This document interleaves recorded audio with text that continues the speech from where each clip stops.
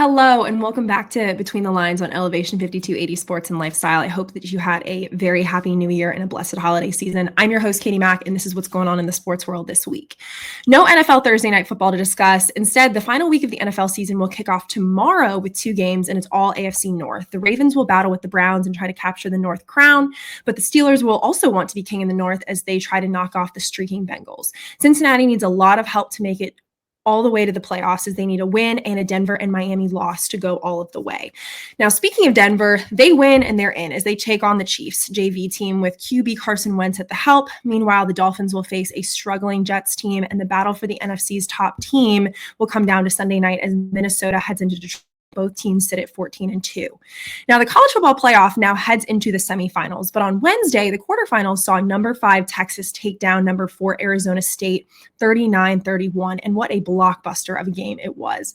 And yesterday saw a huge upset as number 8 Ohio State was all over number 1 Oregon 41-21, and the Buckeyes will now face the Longhorns next Friday, and Penn State and Notre Dame will battle it out on January 9th with the national championship scheduled on January 20th. Now, one of those 4 head coaches will become a first-time national champion in the next few weeks, which is super exciting.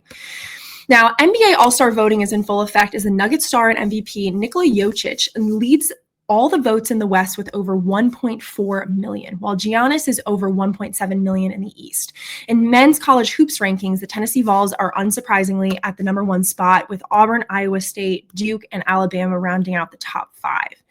Now, over in women's, UCLA leads the way at number 1 with a 13-0 record, and South Carolina, Notre Dame, USC, and Texas are also all in the top 5.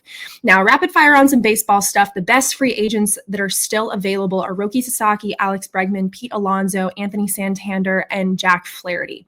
Corbin Burns, on the other hand, who we talked about a couple weeks ago, unexpectedly signed with the Diamondbacks last week, $210 million, just shy of what Max Fried got with the Yanks at $218 million.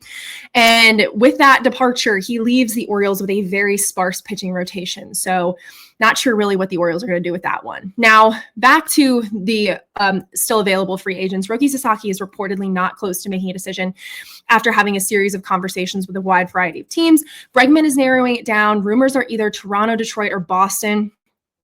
My prediction personally is Detroit, although the Red Sox Bregman would create a filthy lineup, and the Sox have done spectacularly well patching holes in their pitching rotation. So this team will potentially be an AL contender for sure. And also my last prediction is that Pete Alonso is going back to the Mets, but hasn't happened yet. So stay tuned for more updates there.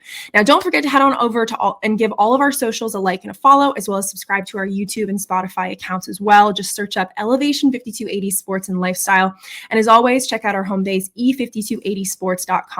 Once again, I'm Katie Mack on Between the Lines, and we'll talk to you guys next week.